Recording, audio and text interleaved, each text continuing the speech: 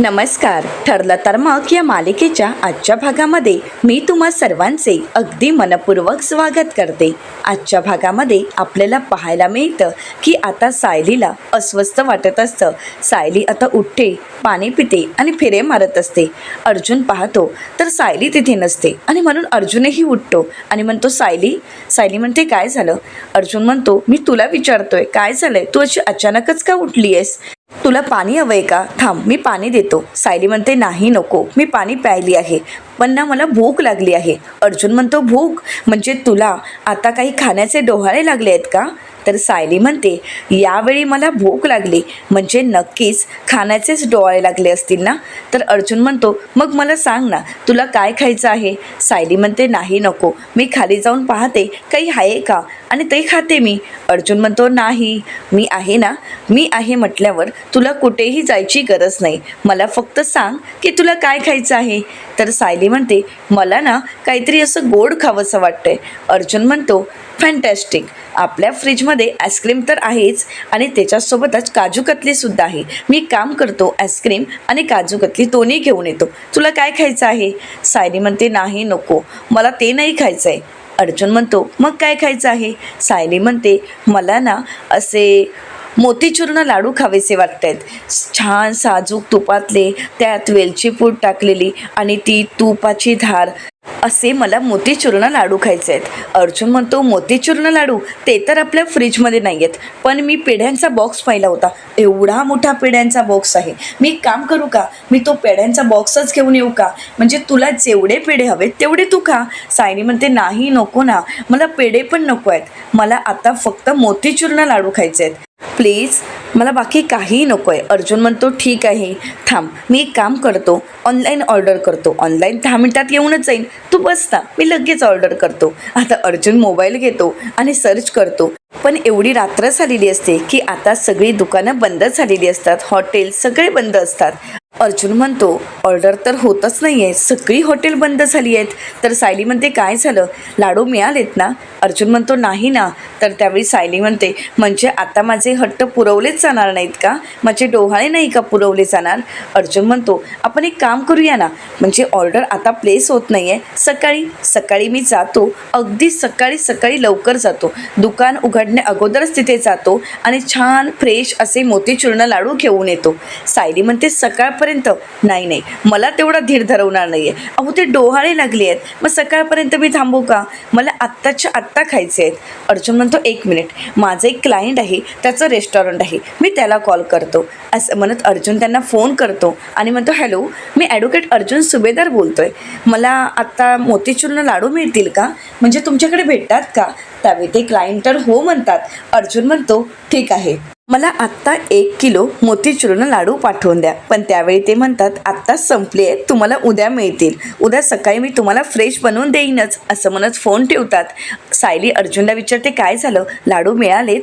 अर्जुन म्हणतो नाही, ते उद्या सकाळी देणार आहेत आणि उद्या सकाळी आपल्याला ते फ्रेश लाडू देणार आहेत. सायली म्हणते मी म्हणाले ना उद्या सकाळपर्यंत मी नाही थांबू शकत, मला आत्ता खायचे आहेत. अर्जुन म्हणतो डोंट वरी, मी आहे ना. एक मिनिट, ऑनलाईन मिळत नाही आहेत, सगळी हॉटेल बंद दाखवत आहेत, ऑफलाईन तर मिळूच शकतात, मी आत्ता जातो आणि मोतीचूर्ण लाडू घेऊन येतो. सायली म्हणते हा चालेल चालेल, कारण सायलीला मोतीचूर्ण लाडू खायचे असे काही डोळे लागलेले असतात की ते थांबवूही शकत नसते. अर्जुनला घाईघाईने आता तिने पाठवून दिलेलं असतं.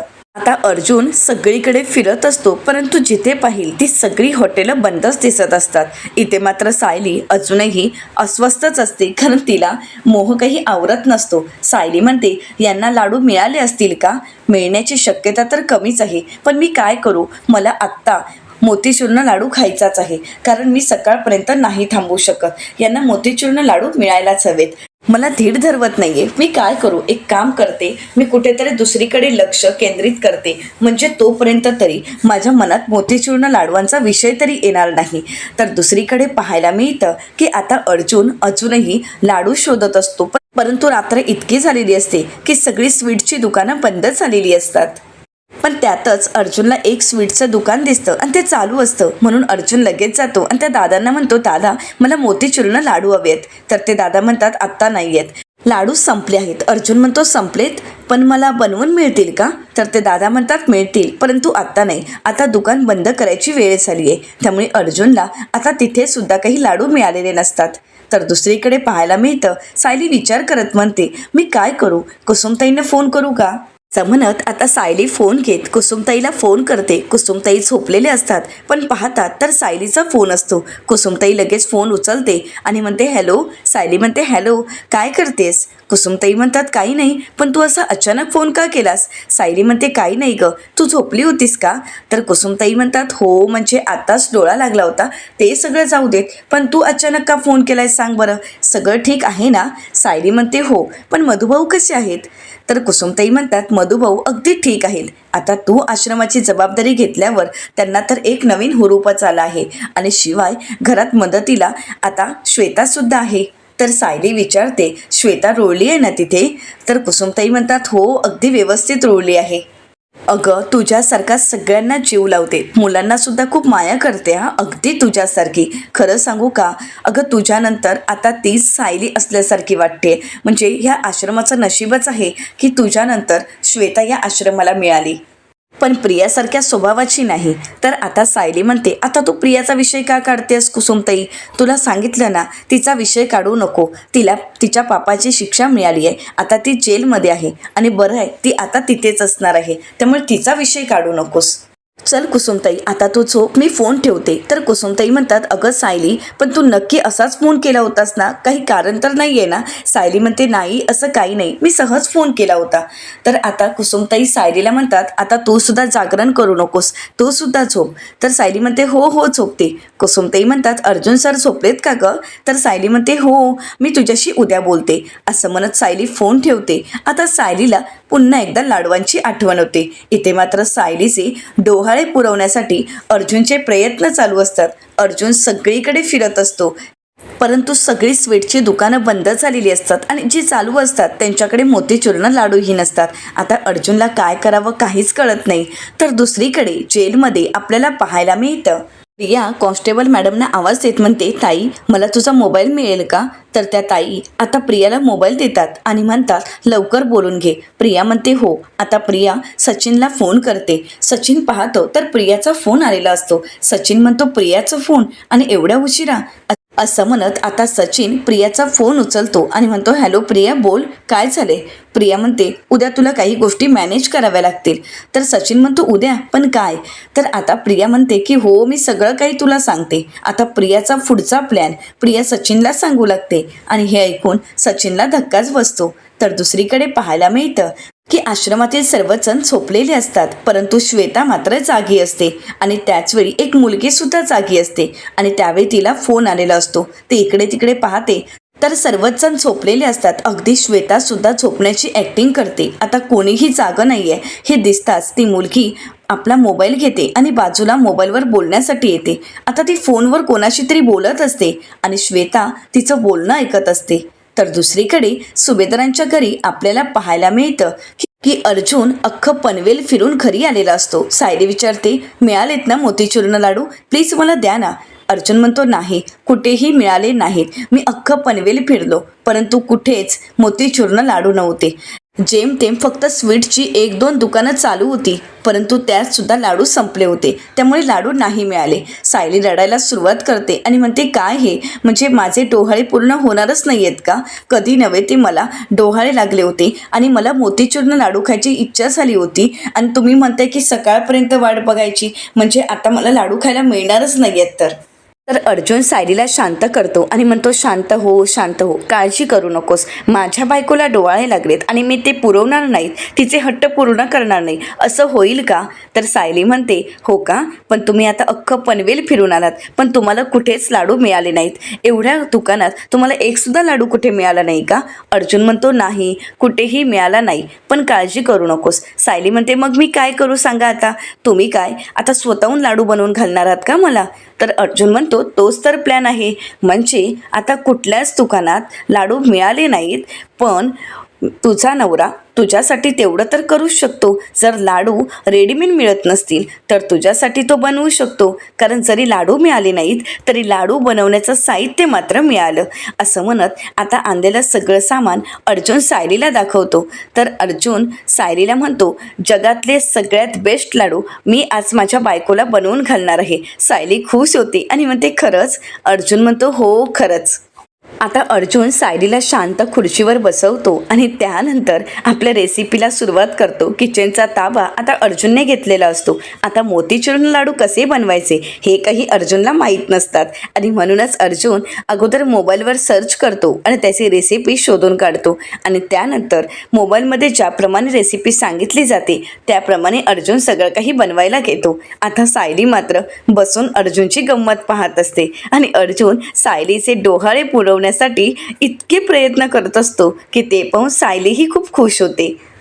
तर दुसरीकडे प्रिया आता सगळा प्लॅन ज्यावेळी सचिनला सांगते त्यावेळी ती सचिनला विचारते, करशील ना एवढं मॅनेज? तर सचिन प्रियाला म्हणतो, आता तू जेलमधून बाहेर पडण्यासाठी इतका भन्नाट प्लॅन केलायस, मग मॅनेज तर करावंच लागेल.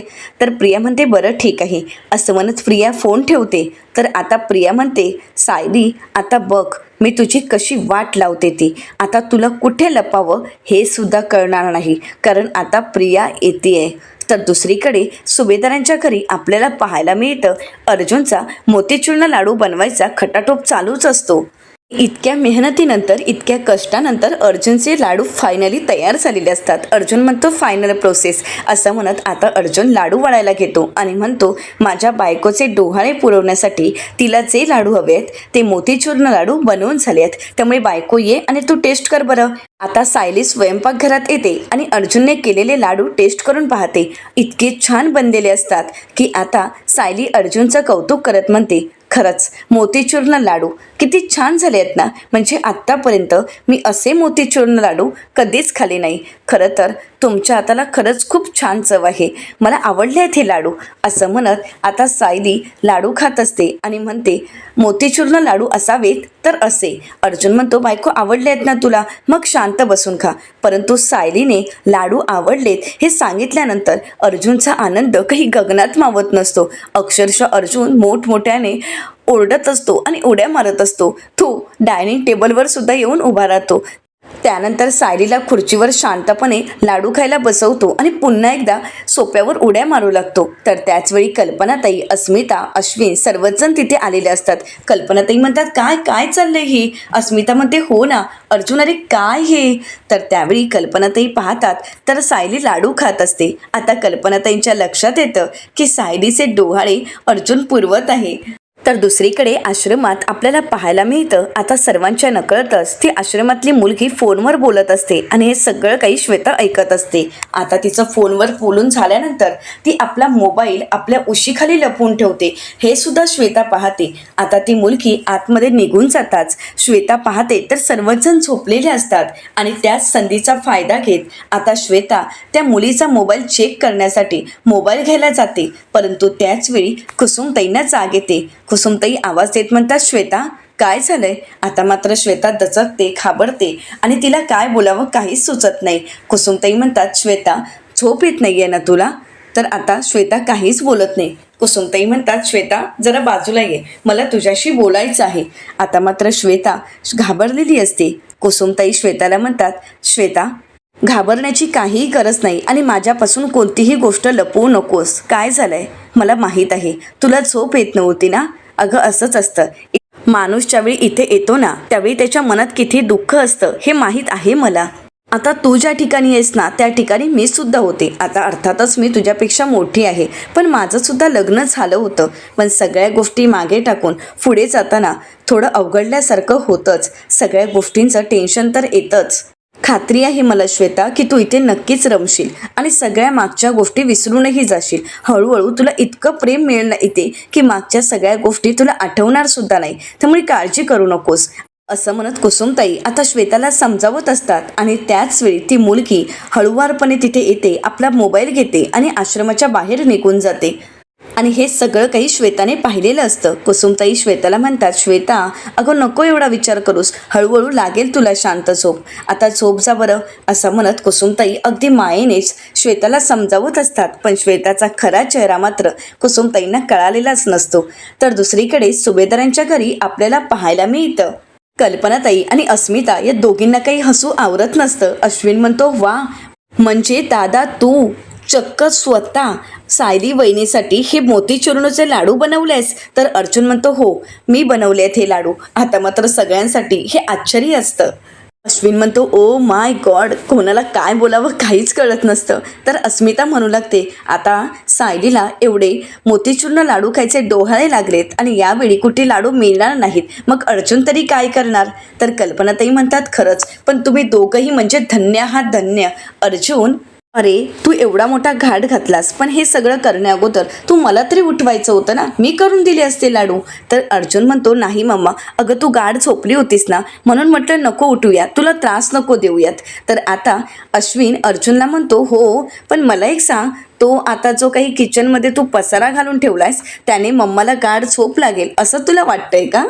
तर अस्मिता म्हणते, हो आता तो पसारा मी आणि मम्माच आवरणार, हो की नाही? तर अर्जुन म्हणतो, नाही नाही, पसारा मी केलाय ना, मग मीच आवरेन, टेन्शन नका घेऊ. तर कल्पनाताई अर्जुनला म्हणतात, नाही नको राहू देत, सगळं काही मी आवरेन, तू आता झोपायला जा. तर अस्मिता म्हणते, हो सायली अर्जुन आता तुम्ही झोपायला जा. तर कल्पनाताई सायलीला म्हणतात, सायली तुला अजून लाडू हवे आहेत का? सायली म्हणते, नको आई, या लाडूने फक्त माझं पोटच भरलं नाही तर माझं मनही भरलं आहे. आई खरंच सांगू का, उद्या जर मला कोणी विचारलं की अमृत कसं लागतं तर मी सांगेन अगदी या लाडवांसारखं लागतं. खरंच इतकी छान अप्रतिम लाडू बनवले आहेत. आणि खरंच सांगू का, आता आमच्या बाळाला सुद्धा कळालं की त्याचे बाबा कसे आहेत. अर्जुन खुश होतो आणि कल्पनाताईंना म्हणतो, मम्मा ऐकलंयस ना, आता आमचं बाळ सुद्धा म्हणेल की माझे बाबा म्हणजे जगातले सगळ्यात बेस्ट बाबा आहेत. आता अर्जुन सायलीच्या पोटावर हात ठेवतो आणि म्हणतो, बाळा तू आता लवकर ये, कारण तुझ्या बाबाला तुला भेटायचं आहे आणि तू एकदा आलास ना की मग तुझे बाबा तुझ्यासाठी काय काय करतात ना ते मग तू बघच. असं म्हणत अर्जुन अगदी उत्सुक झालेला असतो. कधी एकदा आपलं बाळ आपल्या घरी येतं याची त्याला उत्सुकता लागलेली असते. अख्खं सुभेदार कुटुंब सायलीच्या बाळाची अगदी आतुरतेने वाट पाहत असतात. बाळाच्या आगमनाकडे सगळ्यांचेच लक्ष लागून असतात आणि सर्वजण खूप खुशही असतात. तर दुसरीकडे आश्रमात आपल्याला पाहायला मिळतं, श्वेताला काही झोप लागत नसते. श्वेता सगळीकडे पाहत असते की कारण काही ना काही पुरावे आता श्वेताला शोधायचे असतात, कारण ही प्रियाच्या सांगण्यावरून तिथे आलेली असते. आणि त्याचवेळी श्वेताला आता प्रियाचा फोन आलेला असतो. श्वेता पाहते तर प्रियाचा फोन असतो आणि प्रियाचा फोन श्वेता उचलणार, परंतु त्याचवेळी आश्रमातील काका श्वेताला आवाज देत म्हणतात, श्वेता. आता मात्र श्वेता लगेच आपला फोन बाजूला ठेवते. काका श्वेताला बोलावून घेतात. श्वेता म्हणते, काय झाले काका? तर आश्रमातील काका श्वेताला म्हणतात, मधुभाऊंना ना काढा हवाय. ज्यावेळी मधुभाऊंना काढा हवा असतो त्यावेळी कुसुमच बनवून देते, परंतु आता कुसुम गाढ झोपली आहे ना, मग तू जरा बनवून देशील का? श्वेता म्हणते, हो चालेल ना. इथे मात्र प्रिया तिला फोनवर फोन करत असते. आता श्वेता तिचा फोन कट करते, खरं तर मोबाईलच स्विच ऑफ करते आणि आता काकांसोबत काढा बनवण्यासाठी निघून जाते.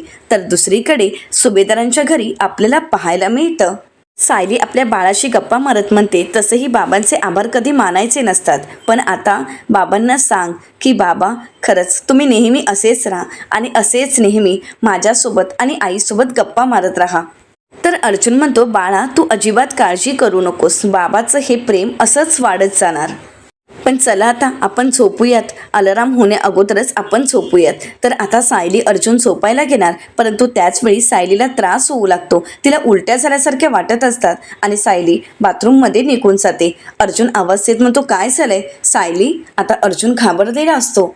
अर्जुन घाबरतच म्हणतो, लाडू खाल्यानंतरच हिला ऑमेटिन का व्हायला लागलेत? लाडू तर व्यवस्थित मी बनवले होते ना, त्यामुळे हिला त्रास तर होत नसेल ना?